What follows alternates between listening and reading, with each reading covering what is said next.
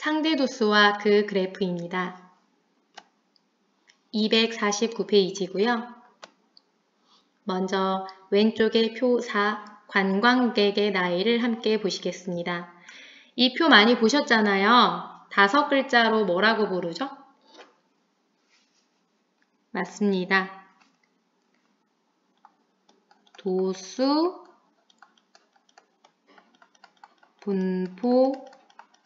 분포표라고 부릅니다. 이 도수 분포표를 가지고 쌤의 질문에 대답을 한번 해보세요. 40대 관광객의 수는 몇 명이죠? 40대라는 건요, 여러분, 40세 이상, 50세 미만을 이야기하는 거기 때문에 여기 40 이상 50 미만에 해당되는 거예요. 40 이상 50 미만의 계급에 해당되시는 분들을 찾아보시는 겁니다. 나라 A의 경우에는 30명 확인되셨죠? 나라 B의 경우에는 22명. A는 30명이고요. B는 22명이에요. 이렇게 보시면 여러분 40대 관광객의 수가 A 나라가 많은 것 같아요? B 나라가 많은 것 같아요? 그쵸? A 나라가 더 많은 것 같단 말이에요. 그런데 여러분 비율로 계산해 보시면은 또 다른 해석이 가능합니다. 비율 한번 계산해 볼게요. 40대 관광객의 비율을 계산해 보겠습니다. 여러분들 비율 구하는 거 초등학교 때 이미 배우셨죠? 총합, 합계로 나누기만 하면 돼요. 그렇잖아요. 먼저 나라 A 살펴보겠습니다. 나라 A는 30명을요.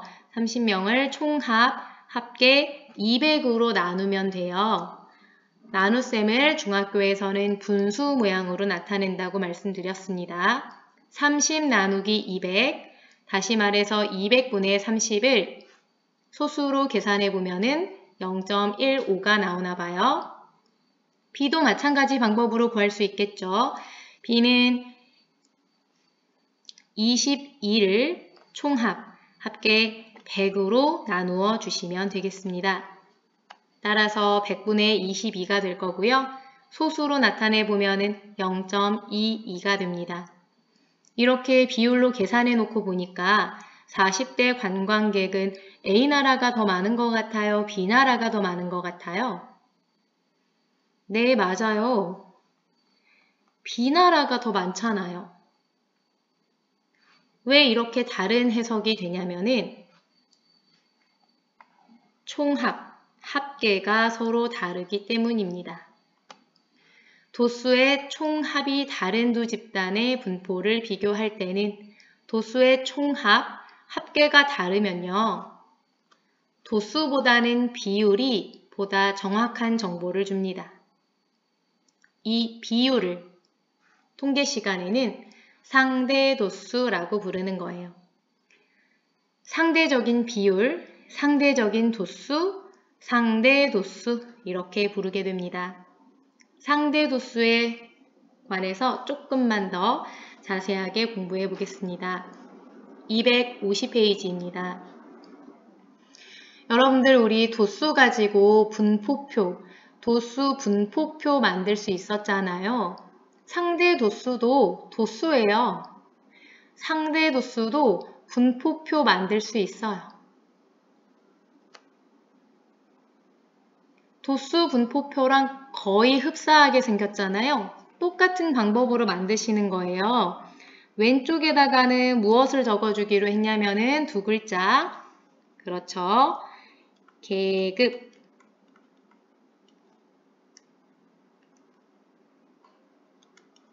오른쪽에다가는 도수 대신에 상대도수. 나타내 주시면 상대도수의 분포표가 되는 겁니다. 상대도수는 다른 말로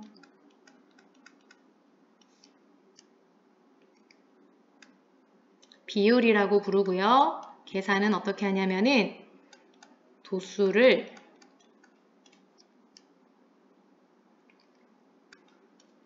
총합,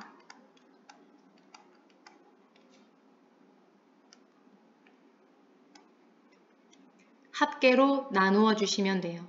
도수가 아니라 상대 도수, 즉 비율은 총합분의 도수로 계산해 주시면 됩니다. 이 방법으로 전부 계산하면 0.24, 0.3, 0.07, 0.2 등등의 상대 도수를 구하실 수가 있는 겁니다. 근데 이 상대 도수의 분포표를 보시면 간단한 특징들을 몇 가지 파악해 보실 수가 있어요. 나라 A의 상대 도수 한번 보세요. 0.24, 0.3, 0.2, 0.15, 0.11 전부 다 0. 얼마로 시작하잖아요. 나라 B도 마찬가지고요. 0.07, 0.2, 0.3, 0.22, 0.21 상대 도수는요. 0. 얼마예요. 이거를 수학적으로 조금 더 정확하게 표현해 보면은 0 이상이고요. 1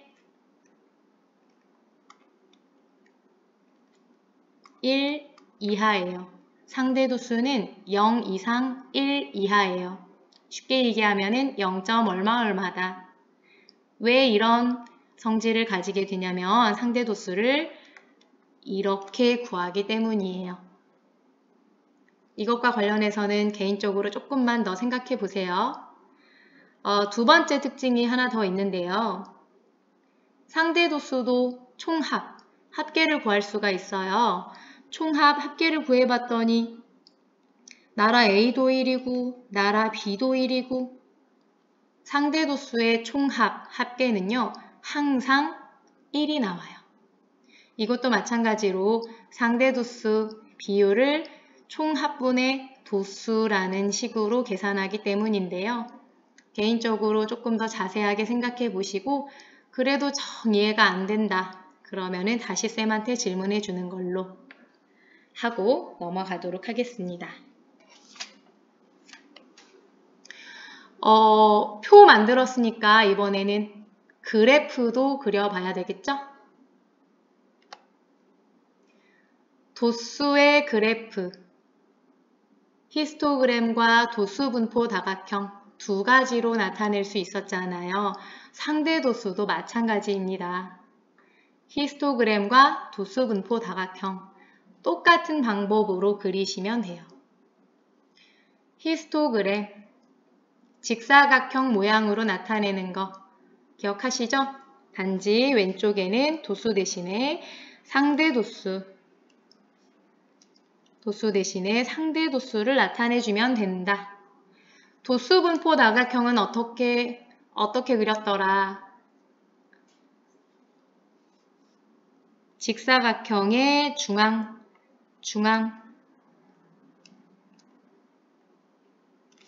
중앙들을 연결해서 그렸던 거 기억하시죠? 도수분포 다각형을 나타내면은 이렇게 선 모양으로 나타나요. 선 모양으로 나타나서 좋은 점. 지금 눈에 보이시죠? 나라 A, 나라 B 두 개의 선, 두 개의 도수분포 다각형을 동시에 표현해서 동시에 비교가 가능하다는 장점을 가지고 있어요. 마찬가지로 상대 도수를 세로에 표현해 준다는 점만 조심하시면 전에 공부하셨던 내용하고 완전히 똑같습니다. 도수분포 다각형에 주의할 점은 딱 하나예요. 양쪽에 세로의 길이가 0인 직사각형이 하나 더 있다고 생각하시고 중앙에 점을 찍어 주셔야 한다는 거. 그래야 다각형이 완성됩니다. 그 부분만 조금 주의하시면 됩니다. 250페이지의 문제 1번 같이 한번 풀어보도록 하겠습니다. 오른쪽 표는 두 반 학생들의 하루 수면 시간을 조사하여 나타낸 도수와 상대 도수의 분포표이다. 괄호 1번 각 계급의 상대 도수를 구하여 오른쪽 표를 완성하시오. 여러분들 여기 보시면 왼쪽 부분은 도수를 나타내고요. 오른쪽에는 상대 도수가 나타나 있네요. 상대 도수는 어떻게 구하더라? 도수를 여기다 한 번 더 적어볼게요. 도수를 총합으로 나누어서 총합분의 도수를 가지고 상대 도수를 구할 수 있다. 1반부터 구해보도록 하겠습니다. 1반 쭉 내려가시면 합계가 20. 따라서 도수 4를 20으로 나누면 5를 20으로 나누면 9를 20으로 나누면 2를 20으로 나누면 상대 도수를 구하실 수가 있고요. 2반도 마찬가지 방법으로 구해보겠습니다. 2반 쭉 내려가 보시면 총합 합계가 25명이에요. 25예요. 따라서 도수 3을 25로 나누면 10을 25로 나누면 9를 25로 나누면 3을 25로 나누면 상대 도수를 구해낼 수가 있다. 계산해서 소수로 나타내 보면은요. 0.25, 0.45, 0.1, 0.4, 0.36, 0.12 라는 값을 구해낼 수가 있고요. 우리 방금 살펴봤었죠? 전부 0. 얼마 0 이상 1 이하 0 이상 1 이하인 거 한 번 더 확인하시고요. 마지막으로 상대도수의 합계. 상대도수의 합계 총합은 항상 얼마다? 1이다. 상대도수의 합계 총합은 항상 1이다. 여러분들 이렇게 20명, 25명 총합 합계가 서로 다른 두 집단은 비교하기가 어려워요. 동등한 조건이 아니잖아요. 근데 상대 도수는 총합이 합계가 둘 다 1이 된다는 말이에요. 동등한 조건으로 맞춰줬기 때문에 서로 비교하기가 더 용이하다. 더 정확한 정보를 얻어낼 수 있다. 한 번 더 짚겠습니다.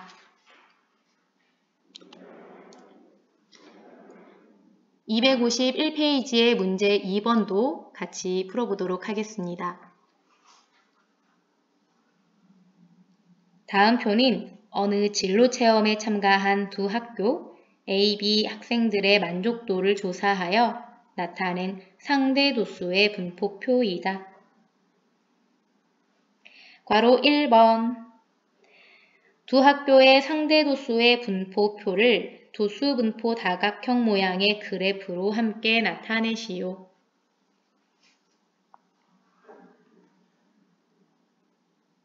먼저 학교 A 한번 해볼게요. 여러분들 보시면 0 이상 20 미만의 0.1이잖아요.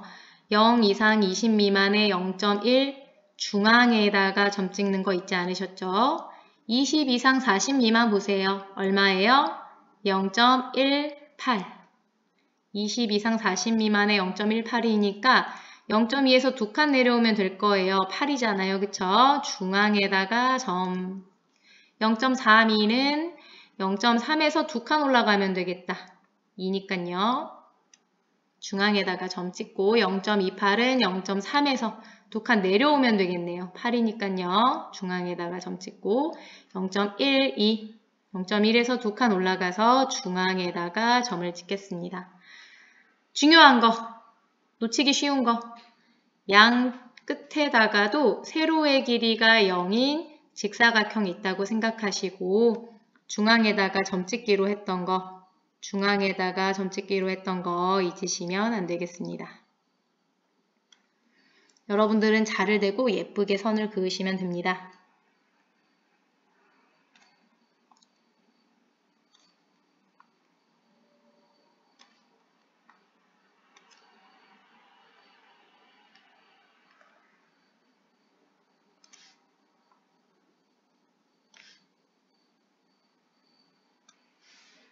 빨간색이 A예요.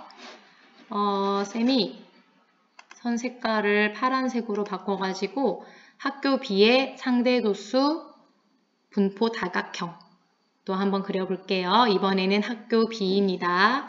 0.15부터 시작할 겁니다. 0.15니까 여기 중간에 중앙, 0.25니까 여기 중간에 중앙에다가 점을 찍으시고요. 0.3이니까 중앙에다가 점 찍어주시고 0.2니까 중앙에다가 점 찍어주시고 0.1이니까 중앙에다가 점 찍으시고 마찬가지로 양 끝에도 잊지 말고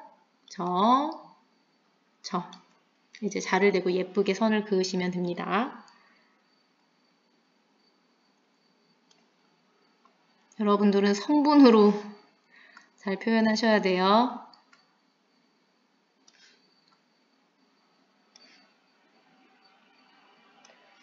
파란색은 B 학교입니다. 이렇게 도수분포 다각형은 두 개의 자료를 동시에 표현 가능하고 동시에 비교가 가능하다는 장점을 가지고 있습니다. 괄호 3번 같이 한번 보겠습니다. 두 학교 중에서 학생들의 만족도가 대체적으로 높은 학교는 어느 곳인지 말하고 그 이유를 설명하시오. 사실 이 문제는 표만 가지고도 해결을 해낼 수 있기는 한데요. 여러분들 그래프 그리는 이유가 뭐예요? 한눈에 자료를 파악하기 쉬워서잖아요. 그래프 보시면 이 괄호 3번에 대한 답변을 한눈에 파악하시기가 쉽습니다. 만족도가 높다는 것은요, 여러분들 점수가 높다는 뜻이잖아요. 쌤이 펜 색깔 한 번만 더 바꿀게요. 주황색으로 바꿀게요. 만족도가 높다는 것은 점수가 높다는 거예요. 60, 80, 100점. 60, 80, 100점의 점수를 준 학생들이 많다는 것은 그쪽 그래프가 위쪽에 있다는 뜻이거든요. 그래프가 위쪽에 있다는 것은 60, 80, 100점에다가 점수를 준 사람들이 많다는 뜻이에요. 자, 이제 보세요. 60, 80, 100점에다가 점수를 준 학생들이 많은 학교는 A 학교일까요? B 학교일까요? A 학교가 B 학교보다 그래프가 위에 떠 있잖아요. A 학교가 학생들의 만족도가 대체적으로 높은 학교가 되겠습니다. 왜냐하면 60, 80, 100점 높은 점수를 준 학생들의 수가 더 많기 때문에 이런 내용을 그래프를 보면 한눈에 파악할 수가 있다. 여기까지 하겠습니다.